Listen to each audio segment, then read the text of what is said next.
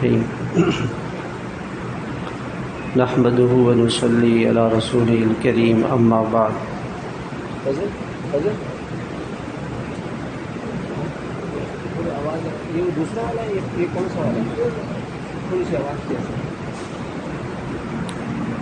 میرے محترم بزرگوں اور بھائیوں، اس کائنات کے اندر آج لوگ بہت پریشان ہیں۔ ہر آدمی اپنی پریشانیوں میں مبتلا ہے۔ کسی کو مالی پریشانی ہے، کسی کو بیوی بچوں کی پریشانی ہے، کسی کو کاروبار کی پریشانی ہے، کوئی بیماری میں مبتلا ہے۔ ہر طرح کے لوگ مختلف قسم کے حالات میں مبتلا ہیں۔ تو پریشانی کی وجہ کیا ہے کہ اس دنیا کی حقیقت کو لوگوں نے سمجھا نہیں۔ اللہ تعالیٰ نے اس دنیا کی حقیقت کیا ہے کہ اللہ پاک نے اس کائنات کو بنایا ہے۔ کہ کائنات کا ایک ایک ذرہ، ایک ایک پتا، یہ سب کچھ اللہ کا بنایا ہے۔ اس میں ایک ذرہ بھی کسی اور نے نہیں بنایا۔ اس کائنات کے ہر ذرے کا مالک کون ہے؟ اللہ ہے۔ تبارک الذی بیدہ الملک، بہت ہی بابرکت والی ہے وہ اللہ کی ذات جس کے ہاتھ میں بادشاہت ہے، راج ہے۔ ملک کے معنی بادشاہت، راج اللہ کا ہے، بادشاہت اللہ کی ہے، قدرت اللہ کی ہے، قبضہ اللہ کا ہے، ارادہ اللہ کا ہے، منشا اللہ کی ہے، چاہت اللہ کی ہے، فیصلہ اللہ کا ہے۔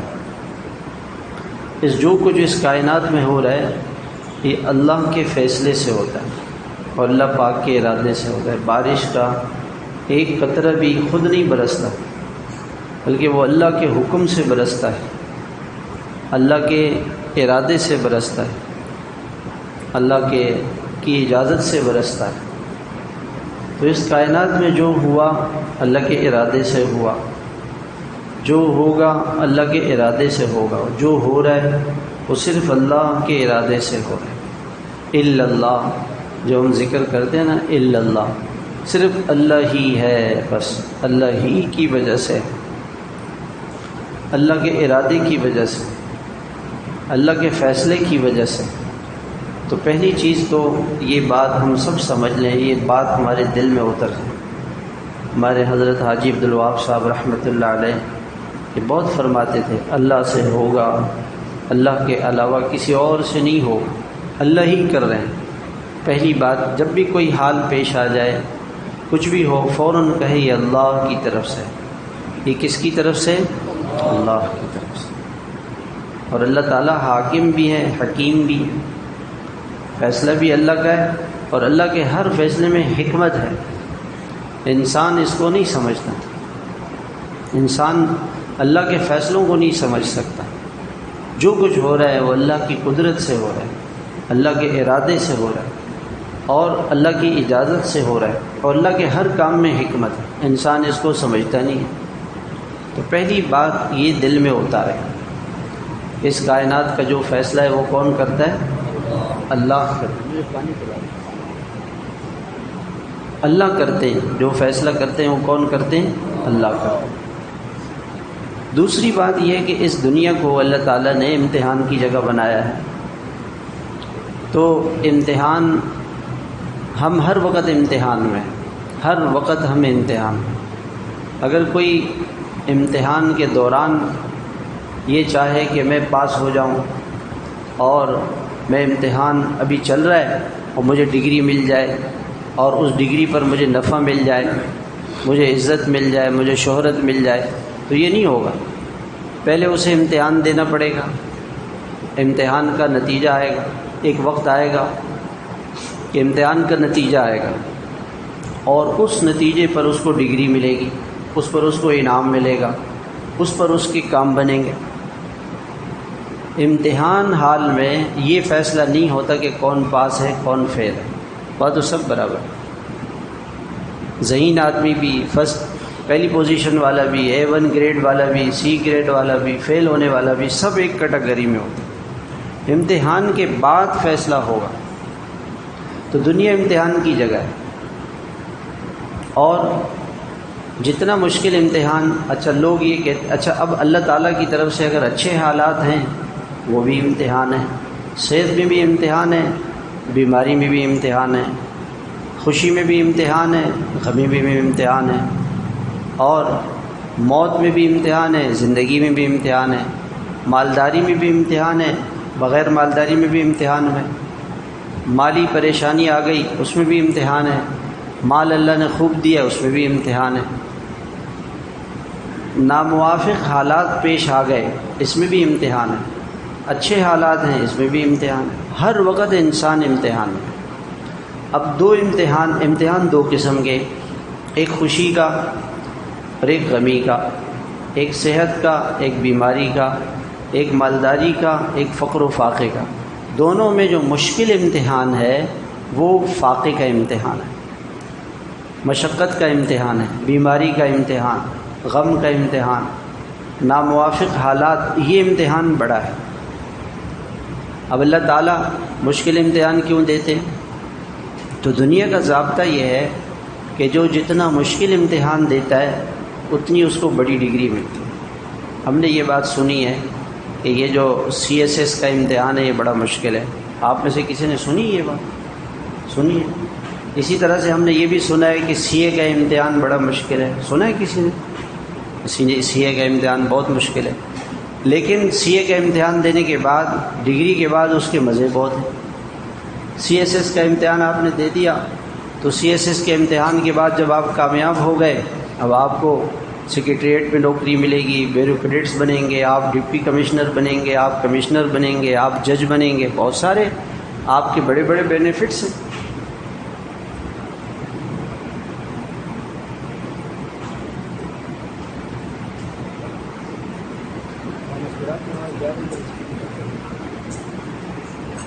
تو بڑا امتحان دیں گے بڑی ڈگری ملے گی، مشکل امتحان دیں گے تو ڈگری اچھی ملے گی، اچھے حالات آئیں گے۔ تو جو مشکل حالات اللہ کی طرف سے آتے ہیں وہ اس لیے آتے ہیں کہ اللہ تعالیٰ آخرت میں بڑے بڑے انعامات دیں گے اس میں۔ تو خوشی کا امتحان چھوٹا، غم کا امتحان بڑا ہے، اور اس پہ بڑے انعامات۔ اس لیے قرآن کریم میں اللہ تعالیٰ نے ایک جگہ فرمایا انما یوفی الصابرون اجرہم بغیر حساب، کہ وہ لوگ جو دنیا میں صبر کریں گے بیماریوں پر، تکلیفوں پر، گناہوں سے بچنے پر۔ گناہوں سے بچنے پہ کتنا مشکل ہے، ہر وقت نگاہوں کی حفاظت کرو، ہر وقت ایمان کو بچاؤ، اور ہر وقت بے حیائی کا ماحول ہے، اب اپنی زبان کو بچاؤ، آنکھوں کو بچاؤ، کانوں کو بچاؤ، ہر وقت اپنی حفاظت کرو۔ اب راتیں چھوٹی ہیں، فجر پڑھو، رات کو نیند پوری نہیں ہوئی ہے، گرمی ہے تو فجر پڑھو، تہجد پڑھو، مشکل کام ہے۔ باہر زنا عام ہے، زنا سے بچو، مشکل ہے۔ شراب سے بچنا مشکل ہے، غیبت سے بچنا مشکل ہے، عورت کے لیے پردہ کرنا مشکل ہے، بے پردگی عام ہے، بے حیائی عام ہے۔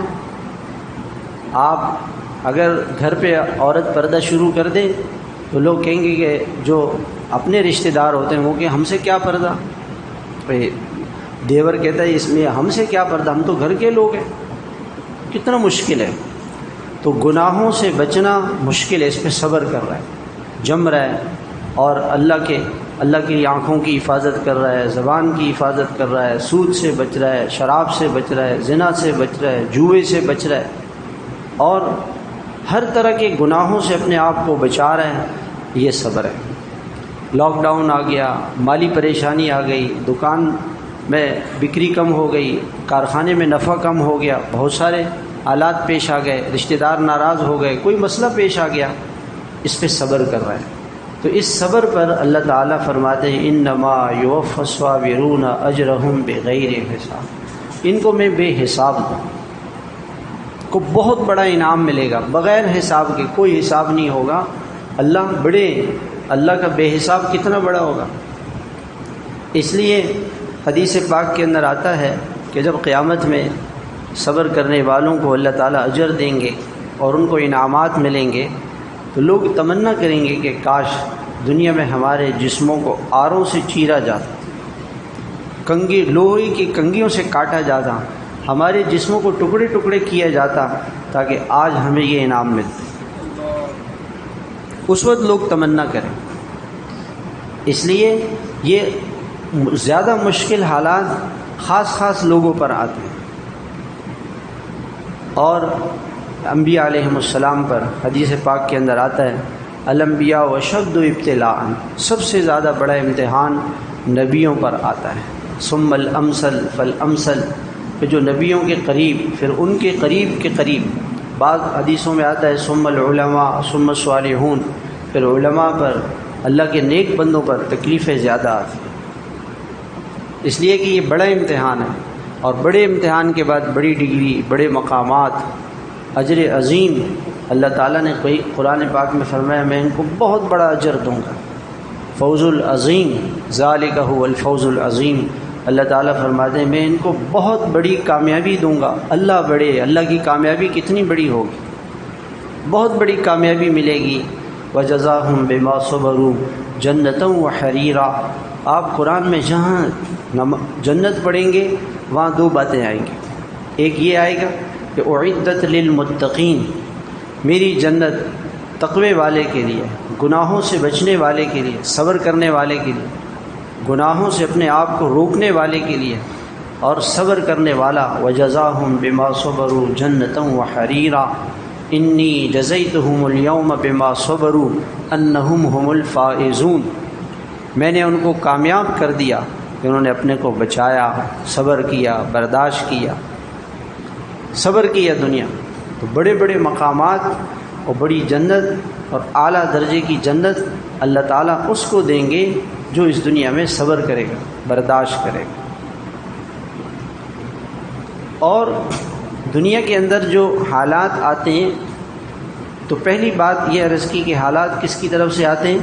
اللہ کی طرف. اور اللہ حکیم ہے، حاکم ہے، بہت مہربان ہے. اللہ اپنے بندوں پہ بڑے مہربان. ان ربکم لرؤوف الرحیم. وہ اللہ جو تمہارا رب ہے، جو تم پر حالات بھیجتا ہے، وہ بڑا مہربان ہے، رحیم ہے، نہایت رحم کرنے والا ہے، شفقت بھی ہے، رحم بھی ہے. شفیق ہے اللہ پاک. تو شفیق ہے، ہو سکتا ہے کہ شفیق ہو ایک مرتبہ، کبھی شفیق ہو پھر انسان پھر گناہ کریں تو اللہ تعالیٰ نے فرمایا میں پھر معاف کر دوں گا، میں پھر معاف کر دوں گا. قل یا عبادی الذین اسرفوا علی انفسہم لا تقنطوا من رحمت اللہ. دیکھیں ہمارا کوئی آدمی ہم سے ہمارے ساتھ زیادتی کرے تو ہم کہیں یہ مجرم ہے، غدار ہے، بے وفا ہے، ظالم ہے، اور بڑا دشمن ہے میرا، اور یہ تو شیطان ہے. ایسے ہمارے جملے ایسے ہوتے ہیں. تو اللہ تعالیٰ اپنے مجرم بندوں کو، جس نے گناہ کی ہے، کہتے یا عبادی، اے میرے بندو، ہو تو تم میرے بندے لیکن تم سے غلطی ہو گئی. الذین اسرفوا علی انفسہم، تم نے اپنا ہی نقصان کیا.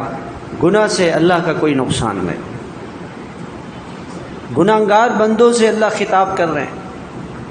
باپ ناراض ہو جاتے ہو، کہتے میرے بیٹے کو عاق کر دیا، میں دیکھوں گا نہیں. شوہر بیوی سے ناراض ہو گیا کہ میں نے اس کو چھوڑ دیا، میں اس کی طرف دیکھوں گا بھی نہیں. اور اللہ تعالیٰ اپنے مجرم، ہم جیسے مجرم بندوں کو اے عبادی الذین اسرفوا، اے میرے بندو، تم تو میرے بندے تھے، تمہیں کیا ہو گیا؟ میری بندگی کیوں چھوڑ دی؟ کیوں میری بندگی چھوڑ دی؟ اپنا نقصان کیا. اللہ کی بندگی کو چھوڑ کر تم نے اپنا نقصان کیا. چلو لا تقنطوا من رحمت اللہ، میری رحمت سے کبھی مایوس نہ ہو. میری رحمت بہت بڑی ہے، مایوس نہیں ہونا گناہ کر کے. یا اللہ میرے سے بہت گناہ ہوئے ہیں، ساری زندگی گناہوں میں گزری ہے. ان اللہ یغفر الذنوب جميعا، میں سارے گناہ معاف کروں. یا اللہ گناہ میں توبہ کرتا ہوں، پھر شیطان آئے گا، پھر نفسات لگا ہوا ہے، پھر گناہ ہوں گے. انہ هو الغفور، میں پھر معاف کر دوں گا، میں پھر معاف کر دوں گا. یا اللہ ایک وقت ایسا آئے گا کہ میں پھر گناہ کروں گا.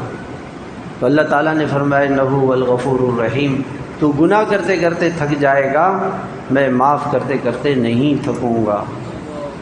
یہ ہے اللہ، یہ ایسے اللہ ہیں. اس اللہ کی طرف سے حالات آئیں، اس لیے پریشان نہیں ہونا۔ دوسری بات میں نے عرض کی کہ حالات اللہ کی طرف سے آتے ہیں، اور اللہ پاک نے اس دنیا کو امتحان کی جگہ بنایا، یہ امتحان گاہ ہے۔ دنیا میں اگر کسی کو راحت مل جائے تو وہ سمجھے کہ یہ عارضی ہے۔ لقد خلقنا الانسان فی کبد، انسان کو ہم نے مشقت میں بنایا ہے۔ انسان اس دنیا میں مشقت کے ساتھ رہے گا، تکلیفوں کے ساتھ رہے گا، بے چینیوں کے ساتھ، پریشانیوں کے ساتھ رہے گا۔ اگر دنیا میں اچھے حالات آ گئے تو یہ سمجھے کہ یہ عارضی ہے۔ اصل یہ دنیا امتحان کی جگہ ہے، مشقت ہے، پریشانی ہے، بلائیں ہیں، وبائیں ہیں، بیماریاں ہیں۔ وہ آخرت ہے، لا خوف علیہم ولا هم یحزنون، یا عباد لا خوف علیکم اليوم ولا انتم تحزنون۔ اب آخرت میں تم پہ کوئی خوف نہیں ہوگا، کوئی غم نہیں، آخرت میں غم نہیں ہوگا۔ دنیا غموں کی جگہ ہے، یہاں غم ہوں گے، یہاں پریشانیاں آئیں گی، یہ دنیا پریشانیوں کی جگہ ہے۔ اللہ نے انسان کو بنایا ہے اسی لیے۔ تو دوسری بات یہ ذہن میں رکھیں۔ اور تیسری بات کہ امتحان تو ہے، دنیا امتحان گاہ تو ہے، لیکن چھوٹا امتحان اللہ تعالیٰ لے لے نہیں، اللہ بڑی جنت دینا چاہتے ہیں، اس لیے بڑے بڑے امتحانات آئیں گے، مشکل حالات آئیں گے، پریشانی آئیں گی۔ پھر جو اس دنیا کے اندر حالات آتے ہیں، چوتھی بات، وہ حالات دو وجہ سے آتے ہیں۔ انسان پر مشکل حال جو آتا ہے یا تو اس کے گناہوں کی وجہ سے آتا ہے۔ ظہر الفساد فی البر والبحر بما کسبت ایدی الناس، خشکی میں، تری میں، سیلاب، طوفان، زلزلے، آفتیں، بلائیں، وبائیں، بری حکومتیں، لاک ڈاؤن، پریشانیاں، اور یہ دفعہ 144، یہ سب بما کسبت ایدیہم، اے انسانوں یہ تمہارے اپنے گناہ ہیں، یہ تمہارے گناہ ہیں، گناہوں کی وجہ سے آتے ہیں۔ سوال یہ پیدا ہوتا ہے کہ کافر زیادہ گناہ کرتے ہیں یا مسلمان؟ کافر سب سے بڑا گناہ تو کفر ہے، شرک ہے، وہ کرتے ہیں۔ ان الشرک لظلم عظیم، سب سے بڑا گناہ تو شرک ہے۔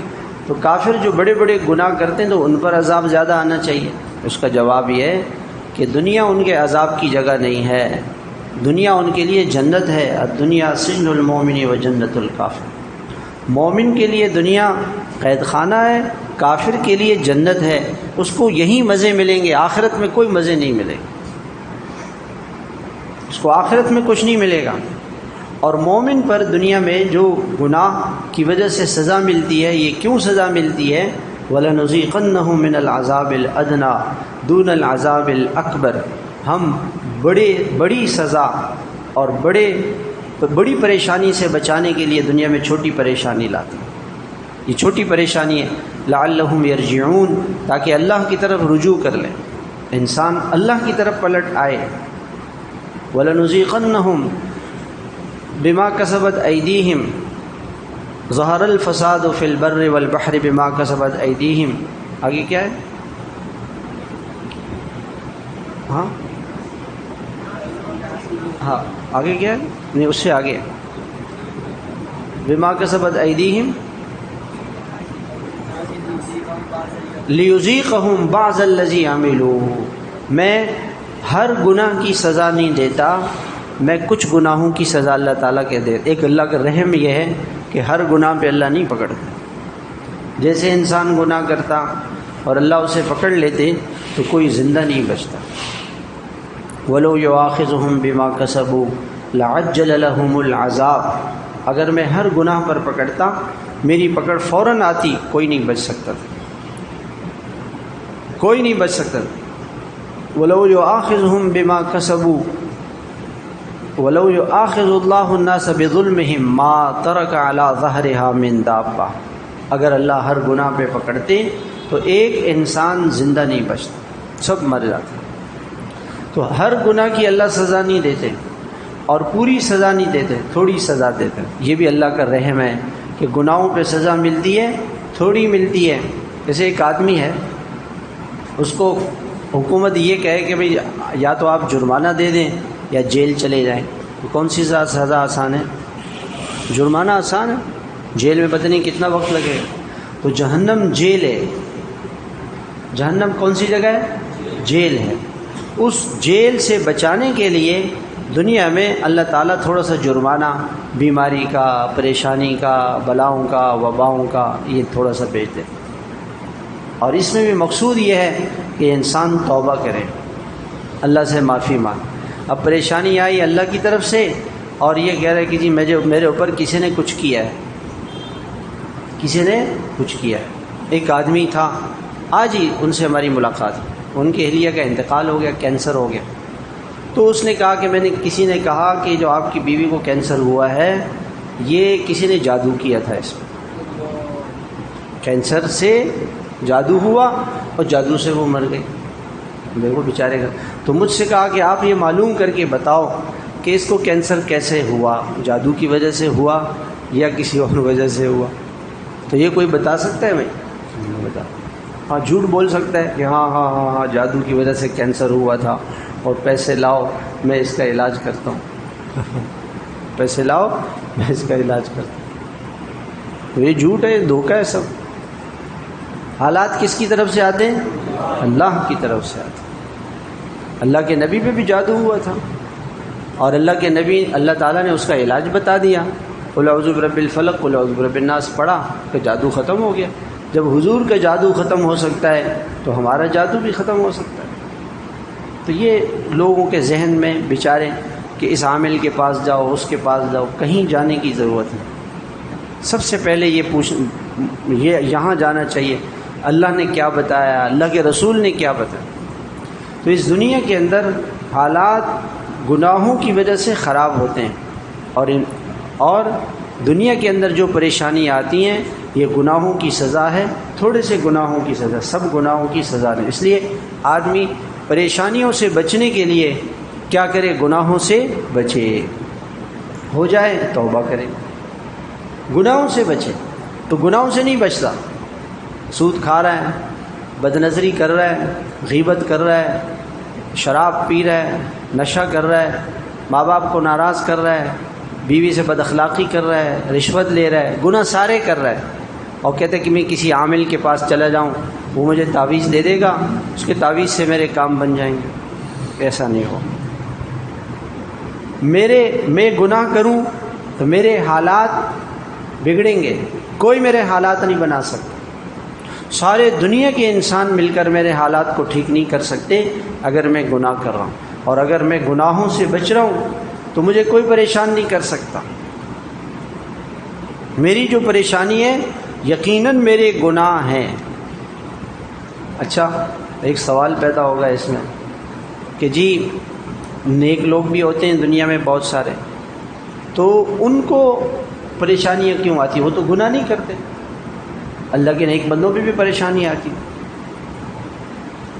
آپ علیہ الصلوۃ والسلام بیمار ہوئے، آپ کو بخار ہوا، آپ تشریف لائے، صحابہ آئے، انہوں نے دیکھا کہ آپ علیہ السلام بیمار ہیں. کہ یا رسول آپ کو بخار ہوتا ہے؟ آپ نے کہا ہاں مجھے بھی بخار ہوتا ہے. اور فرمایا وَإِنِّي لَأُوعَكُ كَمَا يُوعَكُ مِنكُمْ رَجُلَانِ، مجھے اتنا بخار ہوتا ہے جیسے تم میں سے 2 آدمیوں کو بخار ہوتا ہے، ڈبل. اب اللہ کے نبی پہ تکلیف آ رہی ہے، ڈبل آ رہی ہے. وہ تو اللہ کے نبی ہیں، ان پہ کیوں آ رہی ہیں؟ وہ تو گناہوں سے پاک ہے.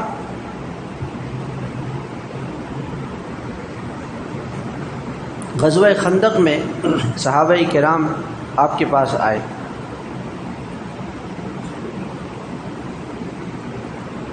اور عرض کیا کہ یا رسول اللہ ہم بھوکے ہیں، اتنی بھوک ہے کہ پیٹ پہ پتھر بندھا ہوا ہے.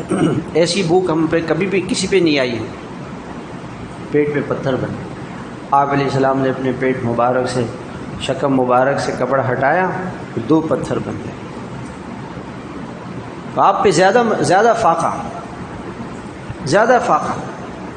ایک مرتبہ آپ علیہ السلام کے گھر میں کھانا آیا، آپ اس کو جلدی جلدی کھانے لگے. گھر والوں نے کہا یا رسول آپ کو اتنی بھوک لگی ہے؟ فرمایا کہ 3 دن اور 3 راتوں کے بعد یہ پہلا لقمہ ہے جو میرے پیٹ میں جا رہا ہے. 3 دن 3 راتیں. حضرت عائشہ فرماتی ہیں کہ پوری زندگی وفات تک آپ نے دن میں 2 مرتبہ پیٹ بھر کے کھانا نہیں کھایا. دوپہر کو پیٹ بھر کے کھانا کھایا تو شام کو نہیں ملا یا تھوڑا سا ملا۔ پوری زندگی آپ نے 2 وقت پیٹ بھر کے کھانا نہیں کھایا، آپ اتنی تکلیف میں رہے۔ چھوٹا سا مکان تھا آپ کا، چھوٹا سا مکان،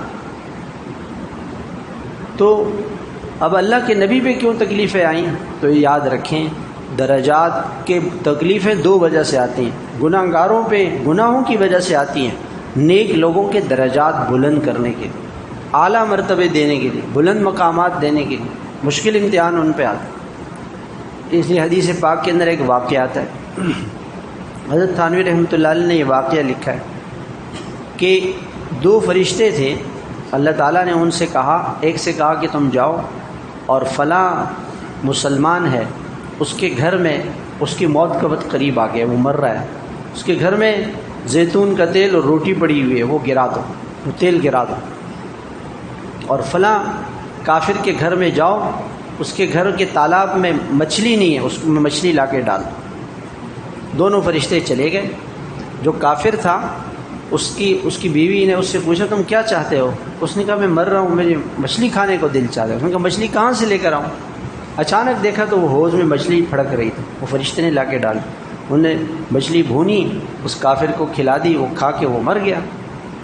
اور جو مسلمان تھا اس کی بیوی نے اس سے پوچھا کہ تم کیا چاہتے ہو؟ اس نے کہا میں زیتون کے ساتھ روٹی کھانا چاہتا ہوں۔ وہ گیا تو زیتون گرا ہوا تھا، روٹی خراب تھی، ان کا اب تو کھا نہیں سکتے، اتنے میں وہ مر گیا۔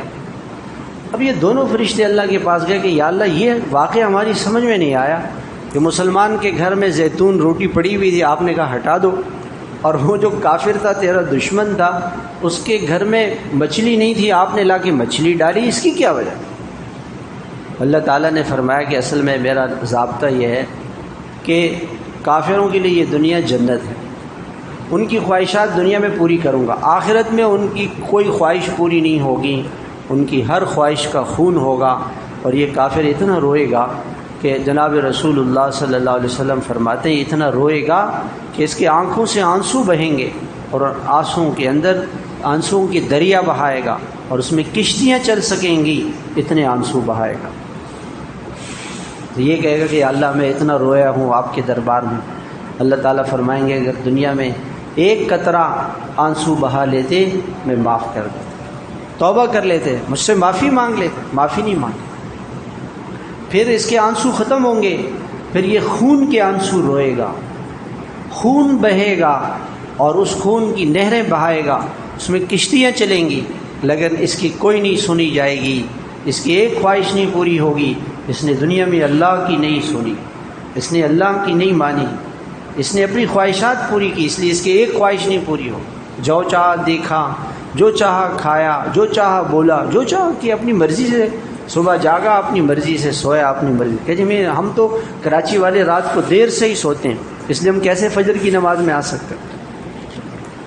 وہ ایک جگہ میں نے پڑھا اعلان گمشدگی، نیچے لکھا ہوا تھا کچھ نمازی رمضان میں فجر کی نماز میں آتے تھے، وہ گم ہو گئے، ان کو تلاش کیا جائے اور ان کو مسجد لایا جائے۔ مسجدیں بھری ہوئی تھیں نا رمضان میں، گم ہو۔ تو اپنی خواہشات والی زندگی، اپنی پسند والی زندگی، اپنی مرضی والی زندگی، تو اس کی کوئی خواہش نہیں پوری کی جائے۔ تو یہ جو کافر تھا اس کی ایک نیکی باقی تھی، میں اس نیکی کو آخرت میں نہیں لانا چاہ رہا تھا کہ آخرت میں بدلہ نہیں ملے گا، تو دنیا میں نے اس کی خواہش پوری کر کے اس کی نیکی کا بدلہ اس کو دے دیا، دنیا میں اس کو دے۔ دیکھیں دنیا میں کافر اچھے کام کرے گا تو دنیا میں اس کو اس کا بدلہ ملے گا۔ آج ایک سوال یہ پیدا ہوتا ہے کہ آج کافر اتنی ترقی کر رہے ہیں، ان کے کاروبار، ان کے، اس لیے کہ وہ جو اصول ہیں اس پہ چلتے۔ مجھ سے میرا بیٹا کہنے لگا، ابھی ہم گاؤں گئے تھے اپنے بٹ گرام، وہاں جس سے بھی ملتے، گشت کرتے ہیں، ملتے، کیا حال ہے، کیا کرتے ہو؟ میں فارغ ہوں، جس سے بھی کہو فارغ، چھوٹا بڑا نوجوان سب فارغ۔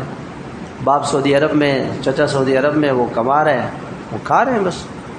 تو میرا بیٹا مجھ سے کہنے لگا کہ ابا جان یہ دنیا کے کسی ملک میں آپ چلے جائیں تو کوئی آدمی آپ کو فارغ نہیں ملے گا۔ ان کا اصول کیا ہے؟ 13 14 15 16 سال کا بچہ ہو جائے اس کو ماں باپ گھر سے نکال دیں، اپنا گھر بناؤ اپنی شادی کرو، اپنی جاب، اپنی پڑھائی، اپنا سب کچھ خود کرو، ہماری کوئی چیز تمہاری ہمارے ذمہ نہیں، اپنا کام کرو، جاؤ۔ وہاں آپ کو کوئی آدمی فارغ نہیں ملے گا، اور آپ کو فارغ ملیں گے، ہوٹلوں میں بیٹھے ہوئے ساری رات ہوٹلوں میں بیٹھے ہوئے فارغ میں، کوئی کام ہی نہیں ہے۔ اس لیے اللہ پاک نے کہا کہ دفعہ 144 لگاؤ، تاکہ یہ گھروں میں جائیں، اللہ کے گھر میں جائیں، مسجد میں جائیں۔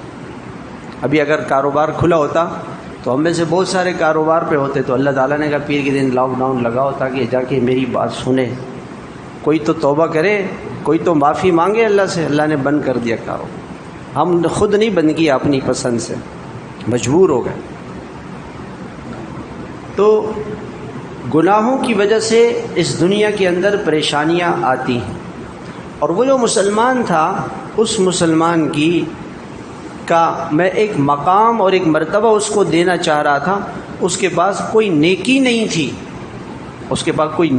تھی، تو اب میں نے کہا کہ اس کے اوپر پریشانی لے آتا ہوں، یہ صبر کرے۔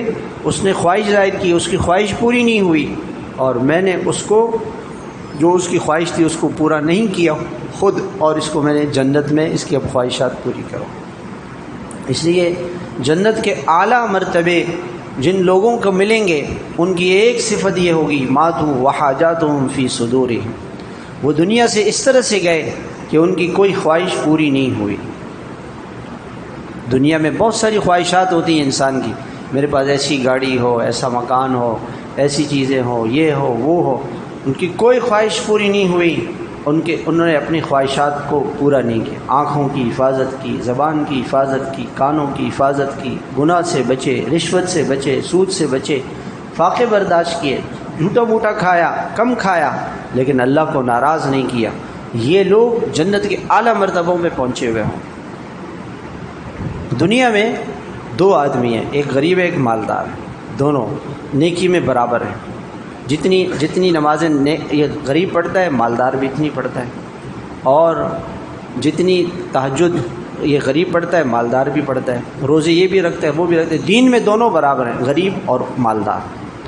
یہ غریب اس مالدار سے 500 سال پہلے جنت میں جائے، صرف اس وجہ سے کہ یہ غریب تھا،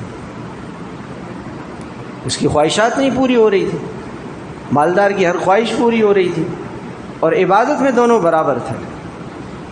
یہ جھونپڑی میں رہتا تھا، وہ ڈیفینس میں رہتا تھا، اس کے پاس لینڈ کروزر تھی، اس کے پاس سائیکل بھی نہیں تھی، بس میں جاتا تھا۔ یہ دونوں وقت مزے کے کھانے کھاتا تھا، اس کو روٹی چٹنی، کبھی خالی روٹی، کبھی پانی سے روٹی کھاتا تھا۔ عبادت میں، دین میں دونوں برابر تھے، لیکن یہ غریب آدمی 500 سال پہلے جنت میں جائے گا۔ اب بتائیں مالدار آدمی دنیا میں کتنے سال زندہ رہے گا؟ جی 60-70 سال میں، 40-50 سال، 60 سال، 65 سال، اس سے زیادہ نہیں رہے گا۔ تو اس نے دنیا کے مزے کیے 50-60 سال، اور وہ غریب 500 سال پہلے جنت میں چلا گیا۔ تو نفع غریب کا ہوا، مالدار کا؟ غریب کا۔ ہم میں سے ہر ایک مالدار بننا چاہتا ہے، جی میرے پاس مال ہو، میری دکان اچھی چلے، میرے پاس کارخانے ہو، فیکٹریاں ہو، دنیا ہو، تاکہ میرا اسٹیٹس اچھا ہو جائے۔ یہی شیطان کا دھوکہ ہے۔ یہ نہ سمجھنے کی بات، یہ بات سمجھ میں نہیں آتی ہے، اس لیے انسان پریشان ہے۔ تو وہ جو مسلمان تھا، اللہ تعالیٰ فرمائیں گے میں نے اس مسلمان کو آخرت میں اس کو مزے دینے تھے، اس لیے دنیا میں اس کی خواہشات کو پورا نہیں کیا۔ اگر آپ کی دنیا میں کوئی خواہش پوری نہ ہو تو آپ اللہ کا شکر ادا کریں، پریشان نہ ہو، ہاں کہو کہ یا اللہ میری یہ خواہش پوری نہیں ہو رہی ہے، آخرت میں اس خواہش کو پوری کر۔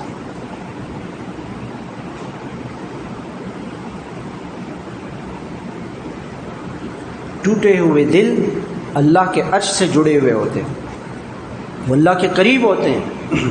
فوراً پریشانی آئی، اے اللہ بیماری تیرے طرف سے آئی، یہ حال تیری طرف سے آیا، تو ہی اس میں میری مدد فرما۔ اللہ کی طرف فوراً رجوع کر، ہر مشکل میں فوراً اللہ کی طرف رجوع کر۔ اب یہ کیسے پتہ چلے گا کہ یہ جو پریشانی ہے یہ گناہوں کی وجہ سے آئی ہے یا یہ درجات کے بلند کرنے کی وجہ کے لیے آئی ہے؟ تو اس کا پتہ ایسے چلے گا کہ اگر بیمار ہے، پریشان ہے، اور کہہ رہے ہے میں مر گیا اور میرے سے تو بڑا کوئی پریشان نہیں ہے، اور گناہوں میں منہمک ہے، اللہ کی طرف کوئی رجوع نہیں کر رہا، اللہ کی تقدیر پہ اعتراض ہے کہ اللہ کو میں ہی ملا تھا اور بس تکلیفیں ہم پر ہی آتی ہیں، بس مسلمان ہی رہ گئے، یہ کافروں پہ کیوں نہیں آتی؟ تو اس کا مطلب ہے کہ یہ اللہ کا عذاب ہے، یہ اللہ کا عذاب ہے۔ اور اگر پریشانی آ گئی، اے اللہ تیری طرف سے آئی، اللہ تو ہی دور کرے گا۔ نمازیں بڑھ گئی، روزے بڑھ گئے، حج بڑھ گیا، صدقہ، زکوٰۃ، خیرات، توبہ، استغفار، ہر وقت کہتے ہیں یا اللہ تیرے سوا کوئی نہیں، اے اللہ تیرے سوا کوئی نہیں، اللہ تو ہی ہے، اللہ تو ہی ہے، تو یہ درجات بلند ہو رہے ہیں، یہ اس کے درجے بلند ہو رہے ہیں۔ حدیث پاک کے اندر آتا ہے کہ ایک آدمی ہے جو اللہ کی ہر وقت عبادت میں لگا رہتا ہے، اللہ کو پکارتا ہے، اللہ کو راضی کرتا ہے، اس پر کوئی غم اور پریشانی آتی ہے، وہ دعا مانگتا ہے یا اللہ یہ پریشانی دور کر دے، تو اللہ تعالیٰ فرشتوں سے فرماتے ہیں نہیں نہیں ابھی دور نہیں کرنا۔ فرشتے کہتے ہیں یا اللہ یہ تیرا خاص بندہ ہے اور دعا بھی مانگ رہا ہے، تجھے ناراض بھی نہیں کر رہا ہے۔ اللہ تعالیٰ فرماتے ہیں مجھے اس کے مانگنے میں مزہ آ رہا ہے، یہ جو کہتے ہیں یا اللہ تیرے سوا کوئی نہیں، یہ جو روتا ہے نا میں اس کے آنسو دیکھنا چاہتا ہوں۔ کبھی بچہ روتے ہوئے اچھا لگتا ہے، اللہ تعالیٰ کہتے ہیں یہ جو ہائے ہائے کر رہے ہیں نا مجھے یہ پسند ہے، بس اس کو جیس نہیں دینا۔ یہ اللہ کی رحمت کی علامت۔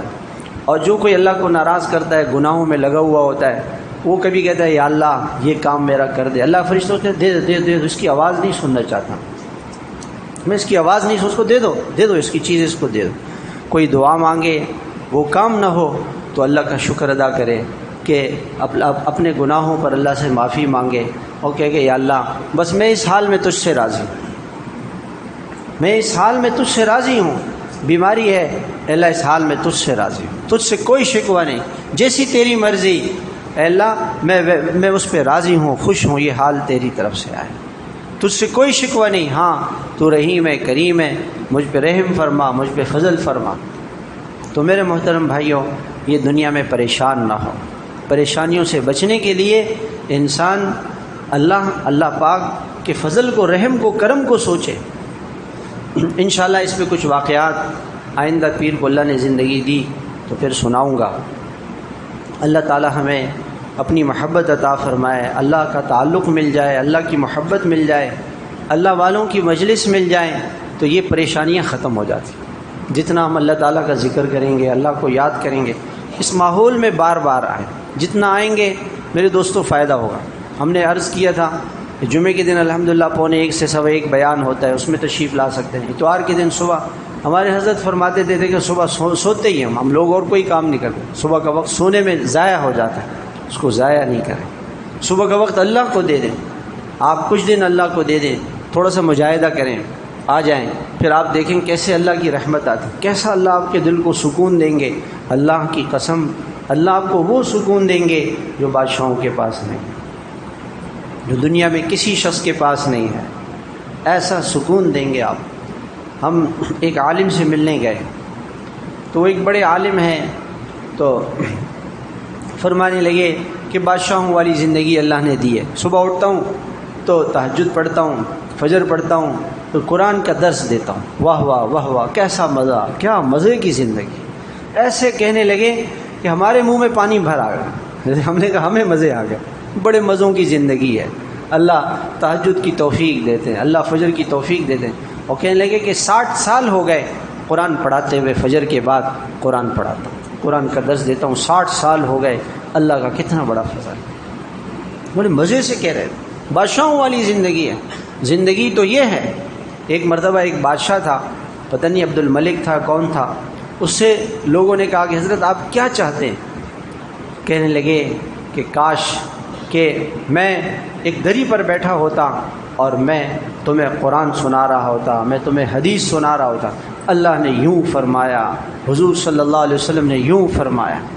تو اگلے دن وہ درباری تھے، وزیر وغیرہ ساری کتابیں لے کر آ گئے، حضرت آپ ہمیں پڑھائیں۔ کہہ رہے ہیں وہ تم لوگ نہیں ہو، وہ تو جن کے دلوں میں اللہ ہوتا ہے ان لوگوں کے ساتھ بیٹھنے میں مزہ آتا ہے، ان کے ساتھ بیٹھنے میں تو اللہ آپ کو وہ سکون دیں گے، اللہ کے نام میں وہ سکون ہے جو بادشاہوں کے پاس بھی ہے۔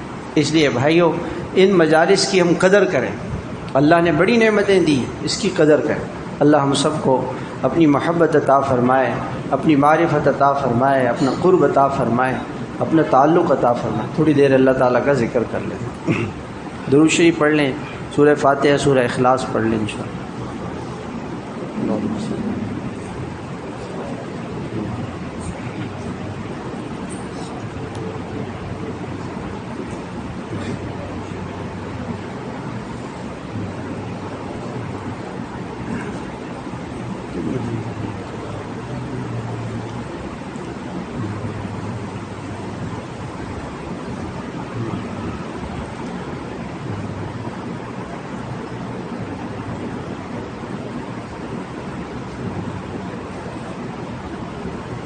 جب بھی اللہ کا ذکر کریں اِیصال ثواب کریں، یا اللہ جو کچھ ہم نے پڑھا ہے اس کا ثواب جناب رسول اللہ صلی اللہ علیہ وسلم کو، تمام انبیاء علیہم السلام کو، تمام اہل بیت کو رضوان اللہ تعالیٰ علیہ مجمعین، تمام صحابہ کرام اور صحابیات کو، تمام تابعین، تبع تابعین، تمام مشائخ کو، ہمارے مشائخ کو، اساتذہ کو، والدین کو، اللہ اس کا ثواب پہنچائے اور اس ذکر کی برکتیں ہمیں عطا فرمائے۔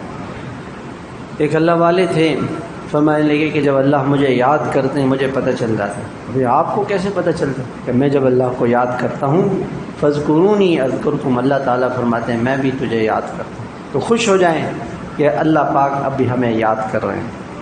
اللہ کے دربار میں ذاکر اللہ کے عرش کے نیچے ہوتا ہے، اللہ کے دربار میں پہنچ جاتا ہے، اللہ کے دربار کا، اللہ کا ہم نشین بن جاتا ہے، اللہ اس کے ساتھ ہوتے ہیں۔ وَأَنَا مَعَهُ إِذَا ذَكَرَنِي، اللہ ہمارے ساتھ ہیں جب تک ہم اللہ کو یاد کریں۔ اور بعض علماء نے لکھا ہے وَلَذِكْرُ اللَّهِ اکبر، اس کے دو ترجمے ہیں۔ ایک ترجمہ تو یہ ہے کہ اللہ کی یاد دنیا کی سب سے بڑی دولت، ساری دنیا کی بادشاہت کسی کو ملے اور ایک کو اللہ کا نام مل جائے، اللہ کا نام لے لے، یہ اس بادشاہت سے بڑی چیز ہے۔ اور دوسرا مطلب علماء نے لکھا ہے وَلَذِكْرُ اللَّهِ اکبر کا، کہ جب بندہ اللہ کو یاد کرتا ہے اللہ بھی اسے یاد کرتے ہیں۔ اوہ ہو اللہ اکبر، اللہ ہمیں یاد کر رہا ہے، وہ بادشاہوں کا بادشاہ، کائنات کا مالک، خالق، رب، جو سب سے زیادہ وفا کرنے والا، جو ہم سے ماؤں سے بھی زیادہ پیار کرنے والا، وہ اللہ، وہ رحیم اور کریم اور وہ بادشاہ اللہ، وہ ہمیں یاد کر رہا ہے۔ اللہ اکبر، کیا خوشی کا ٹھکانہ، کیا مزہ آئے گا۔ اللہ ہمیں یاد کر رہا ہے، بس اس تصور میں گم ہو کے اللہ ہمارے سامنے ہیں اور ہم اللہ کو کہہ رہے ہیں کہ اللہ ہم آپ کے ہیں، ہم کسی کے نہیں ہیں۔ لا